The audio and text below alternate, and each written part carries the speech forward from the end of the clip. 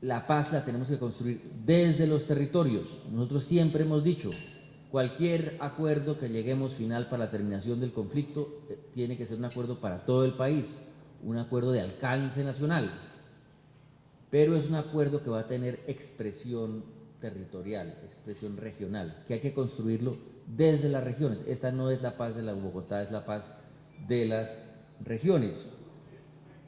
Y la lógica que tiene realmente todo lo que hemos acordado, que ya voy a describirlo un poco, es una lógica de lograr reequilibrar el país, lograr integrarlo territorialmente, lograr la inclusión social de una serie de poblaciones, sobre todo las que han estado más directamente golpeadas por el conflicto. Y por eso hemos hablado del concepto de la paz territorial, que yo voy a exponer unos elementos ahora y que se va a trabajar esta tarde.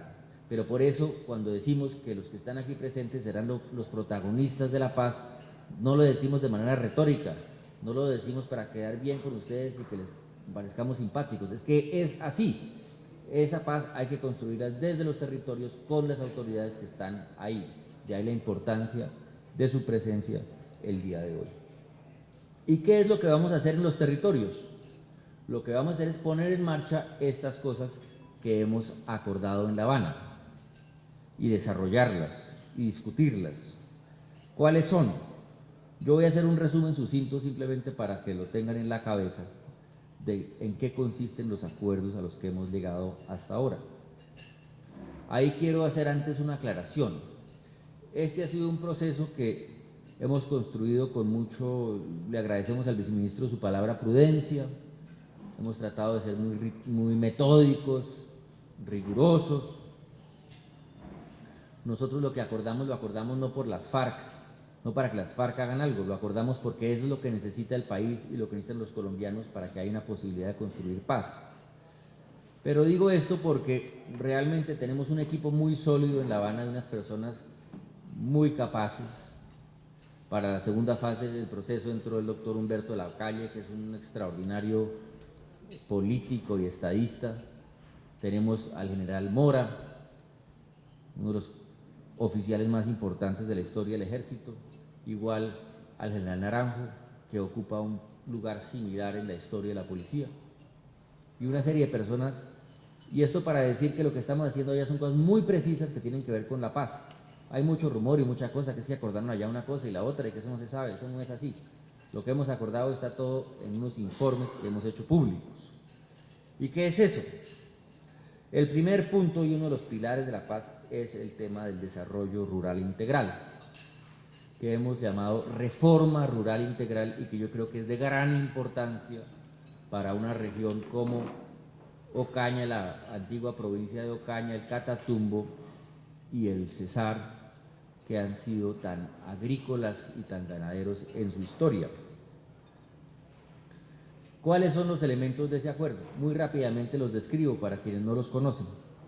El acuerdo sobre desarrollo rural tiene como 4 componentes. Un primer tema de acceso a la tierra.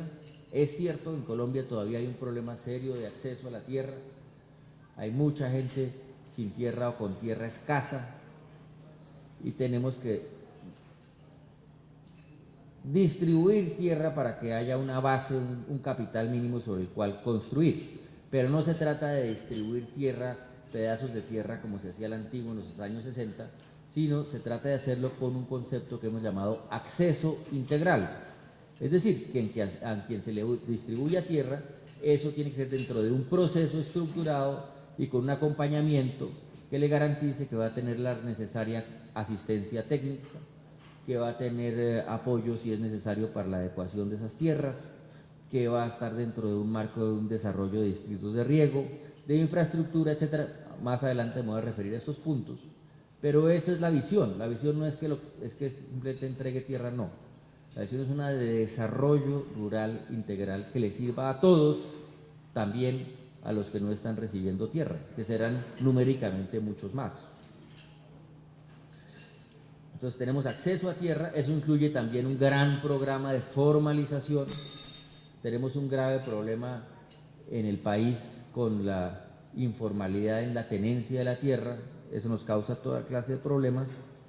Y eso nos lleva al tema del catastro, el registro y los derechos de propiedad, que son un tema muy relevante para los municipios. La verdad es que un alto porcentaje de la Colombia rural hoy en día, en el año 2014, todavía no tiene un catastro adecuado, no tiene un catastro que esté montado de una manera sistemática con el registro, de manera que es difícil saber quién es, qué es de quién, es difícil para los gobiernos hacer políticas públicas si no saben qué queda dónde y quién está dónde, y es difícil cobrar adecuadamente los impuestos que deben beneficiar el progreso y la inversión social en los municipios.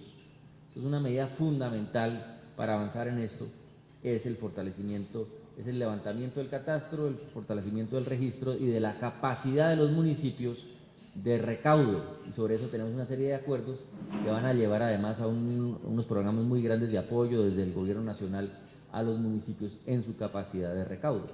Y si hacemos eso, vamos a crear también unos incentivos para que haya un mejor uso de la tierra.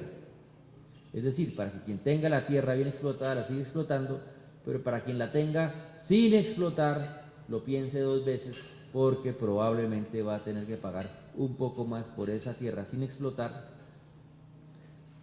y va a pensar si vale la pena seguir teniéndola así o si más bien la pone en el mercado para que otros se beneficien de ella. A la vez, porque Colombia también tiene un problema de uso de la tierra, tenemos una estructura inadecuada del uso de la tierra, a la vez hay que crear incentivos positivos para que quienes tienen extensiones importantes les den mejor uso, y les den mejor uso y haya una transformación de ganadería muy extensiva a una ganadería más racional, más moderna, o a usos agrícolas. Y esto es, aquí quiero señalar una cosa, nada de lo que estamos haciendo va en perjuicio de nadie, porque también se ha creado una especie de leyenda negra alrededor de la ganadería, y los ganaderos también hacen lo que pueden. Los ganaderos han sido en buena parte también las primeras víctimas del conflicto, y parte del problema, o buena parte del problema que tenemos de desarrollo rural tiene que ver con la dificultad de hacer inversiones cuando uno tiene el conflicto atravesado en medio. Entonces acá tenemos que buscar soluciones que le sirvan a todos. Eso es como un primer capítulo del tema de desarrollo rural. Uno segundo y muy importante es lo que hemos llamado planes nacionales. Los planes nacionales lo que van a hacer es redireccionar una parte importante del presupuesto nacional hacia el campo, para hacer unas inversiones como nunca ha habido en este país en infraestructura, vías terciarias, distritos de riego, adecuación de tierras, conectividad, electricidad. En educación y salud tenemos que repensar un poco cómo estamos haciendo la provisión de salud y educación en las zonas rurales profundas. Ahí tenemos un problema de modelo. Otra pata es todo lo que tiene que ver con la productividad. El acuerdo está muy centrado en el pequeño y mediano agricultor. Tenemos que crear toda infraestructura de apoyo al pequeño y mediano agricultor. Hemos importado un concepto que ha sido muy exitoso de Brasil, que es lo que se llama la agricultura familiar, es decir, cómo darle apoyo a ese pequeño agricultor. En Brasil, menciono ese caso porque es un ejemplo muy importante para nosotros, un país que ha demostrado que uno puede tener una gran agroindustria muy exitosa, pero que también tiene que preocuparse por el pequeño agricultor, por el pequeño campesino, porque la gran agricultura no siempre nos resuelve el problema de la pobreza rural. Esa es la lección de Brasil. Hay que concentrarse también con la misma intensidad en el pequeño agricultor o incluso en el campesino sin tierra, pero no, repito, para entregarle tierra, sino para volverlo productivo y para llevarle bienes públicos que le permitan cambiar en todo sentido su situación. Entonces, eso requiere que haya una línea muy fuerte de apoyo a la productividad en todos los campos, apoyo a las asociaciones, a las cooperativas, apoyo a la asistencia técnica. Este país tuvo en una época un sistema de asistencia técnica razonable en el campo y por alguna razón lo hemos perdido en los últimos 20 años. a un municipio que va uno hay quejas, no, es que las UMAT ya no funcionan, no existen, etcétera. La realidad es distinta en diferentes partes, pero el hecho es que hay que darle muchos más elementos a la gente, mucho más apoyo técnico, líneas de crédito mucho más amplias, créditos mucho más blandos para que la gente pueda acceder al sistema financiero y tenga con qué sacar adelante sus proyectos, con una modernización también de todo lo que es el financiamiento del campo. Por ejemplo, en Colombia escasamente existen los seguros de cosecha, cosa que ya se ha vuelto normal en muchas partes del mundo, con un apoyo muy grande a los mecanismos de comercialización, sobre todo para las regiones más apartadas. Tenemos ese problema terrible que por una parte tienen un gran problema en sacar sus productos por el mal estado o prácticamente inexistencia de las vías, y por el otro, que una vez sacados, encontrarles mercados es un problema muy difícil. Ese es un tema muy relevante para el tema de las drogas, sobre el que me voy a referir en un momento. Entonces, eso es en su conjunto el tema de los planes nacionales. Luego hay unos programas importantes de seguridad alimentaria que acordamos, y por último, y esto es lo que quería mencionar, acordamos un concepto que va a ser muy relevante para lo que viene después, que es lo que hemos llamado programas de desarrollo con enfoque territorial. Programas de desarrollo con enfoque territorial. ¿Y esos programas de qué se tratan? Se trata de establecer programas en las zonas más golpeadas por el conflicto y en situación de más grave pobreza, para de manera más intensa aplicar todos esos instrumentos que acabo de mencionar, de manera coordinada, y realmente lograr una transformación de esas regiones. Hay muchas experiencias en el país. Aquí hay presencia, está el alcalde del Tarra, de secretarios de gobierno del Catatumbo. Ha habido una gran discusión alrededor del Catatumbo, pero lo cierto es que tenemos que hacer una cosa con mucha mayor intensidad, en todo sentido, con más recursos, con más instituciones, con más coordinación. Ahora vuelvo a hablar de eso. Y eso lo vamos a hacer con programas de desarrollo con enfoque territorial. Eso es el tema rural. Tenemos luego el tema de la participación política. Ahí no me quiero extender, salvo decir, tiene tres elementos que describo muy brevemente. Hay un tema, digamos, de participación política en sí, de facilitación de creación de partidos políticos, de fortalecimiento de las reglas de transparencia en el sistema electoral, de reforma a la organización del sistema electoral. ¿Qué es lo que quiere uno? Que realmente, si llegamos a una situación de construcción de paz, resulte más fácil que surjan nuevos partidos, que la gente opte por la discusión democrática en lugar de irse a las armas, como ha ocurrido históricamente en este país. Eso por una parte. Por otra parte, un gran fortalecimiento de la participación ciudadana, esa promesa que tiene la Constitución del 91 de que la gente participe más, pero que no lo hemos logrado realmente movilizar como toca, tal vez porque no siempre ha habido la motivación, pero también porque no ha habido un buen diseño institucional. Entonces uno ve en muchas partes del territorio que los consejos territoriales de planeación no funcionan adecuadamente, y entonces hay que ver, alcaldes, cómo establecemos un mejor diálogo entre la ciudadanía y sus gobernantes durante el periodo que ejercen su alcaldía, no solamente a la hora de votar. Hay que encontrar un esquema donde no se trata de crear una especie como de cogobierno ciudadano con el alcalde, pero sí un diálogo mucho más fluido, donde los alcaldes y los gobernantes le están respondiendo con mucha más regularidad a los ciudadanos por lo que están haciendo, y tienen unos intercambios mucho más fluidos, para dar un ejemplo. Y hay muchos más elementos. Hay un elemento fundamental que es el de la cultura de la reconciliación. Sobre eso voy a hablar un poco más al final, tal vez. Y por último, en este tema de participación política, pues en el fondo lo que hay es un pacto fundamental, que es decir, no podemos combinar nunca más en Colombia la política con las armas. Quienes están en armas dicen que están porque tienen ideas políticas. Venga para acá, señor, entregue sus armas, porque aquí se terminó. Y por otra parte, el gobierno dice: yo le voy a garantizar a usted no solo su seguridad, sino a todos los que participan en política, su seguridad, para que nadie que esté en política sea víctima de la violencia. Estaba yo recientemente revisando unas cifras, si no estoy equivocado, de los últimos 20 años tal vez, de muertes de alcaldes y gobernadores en Colombia. Perdón, gobernadores no, de alcaldes y concejales, y son absolutamente aterradoras. La de concejales, si la tengo bien en la memoria, era algo así como 550 concejales asesinados. Es una cosa increíble. Y eso es lo que tenemos que desterrar. Tenemos que desterrar la violencia de la política. Todos los que están acá saben, esa violencia no solamente está ocasionada por las guerrillas, ha tenido muchas motivaciones hasta el día de hoy. Pero tenemos que aprovechar, y ahí volvemos a esa idea de la oportunidad de la paz, ese clima, ese ambiente, esa decisión de construir la paz para decir no más violencia en la política. Quien haya sido elegido, quien sea un funcionario, no puede ser objeto de la violencia, y esa es, digamos, la regla fundamental que tenemos que restablecer entre todos.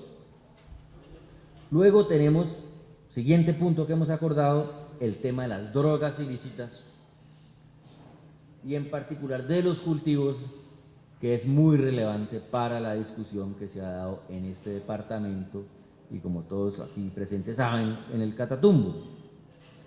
¿Qué es lo que acordamos ahí? Ahí acordamos lanzar un gran programa nacional de sustitución de cultivos y desarrollo alternativo, que dicho de esa manera no suena como nada muy original, pero sí lo es, por varias razones. Primero, porque a pesar de que llevamos tratando y lidiando con el problema de los cultivos de coca en Colombia desde hace por lo menos unos 25 o 30 años, hasta la fecha no habíamos tenido un gran programa de alcance nacional que tuviera la ambición de trabajar con la gente para salir del tema de los cultivos. Eso no lo habíamos hecho, por varias razones, entre otras cosas porque el conflicto mismo, la presencia del conflicto, dificulta enormemente la implementación de cualquier programa de ese tipo. Entre otras cosas porque estos señores de las guerrillas, como ustedes saben, en particular las FARC, minan los cultivos, las zonas de cultivo, y hacen eso muy difícil.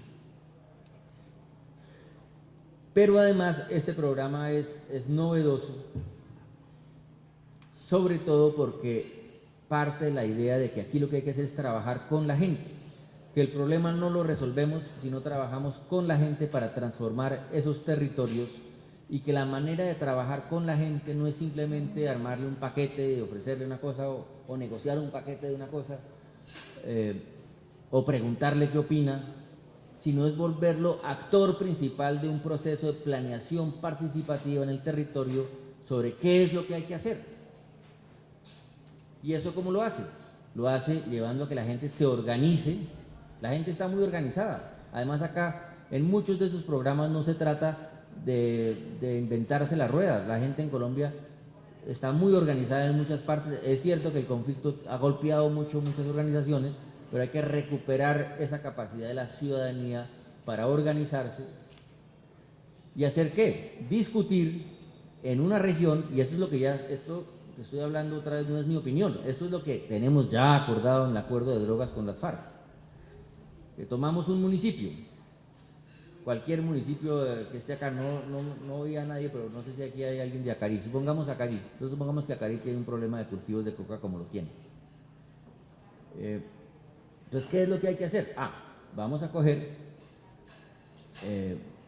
no exactamente vereda por vereda, pero por territorio dentro del municipio, la gente se reúne en asambleas y se comienza un proceso donde, construyendo desde abajo hacia arriba con la gente, pero en el marco de un programa gubernamental, de un programa del gobierno nacional, en el que están obviamente involucrados en primera línea también los alcaldes y gobernadores, un proceso para decir, bueno, este territorio nuestro, ¿cuáles son los problemas que tiene? ¿Cuál es la visión que tenemos? ¿Cuáles son las grandes necesidades que tenemos? ¿Cuáles serían los proyectos adecuados para responder a estas necesidades? ¿Cuáles son los más urgentes? Y eso lo hacen en una parte de Acarí. Y luego se va a otro territorio colindante y hace el mismo ejercicio. Y va recogiendo información. Y luego todo eso lo junta con la gente también a nivel municipal, en lo que hemos llamado, si mal no recuerdo, la llamamos unas comisiones o comités de planeación, donde nuevamente delegados de las comunidades con las autoridades conjuntamente van elaborando los planes de desarrollo adecuados para esa región.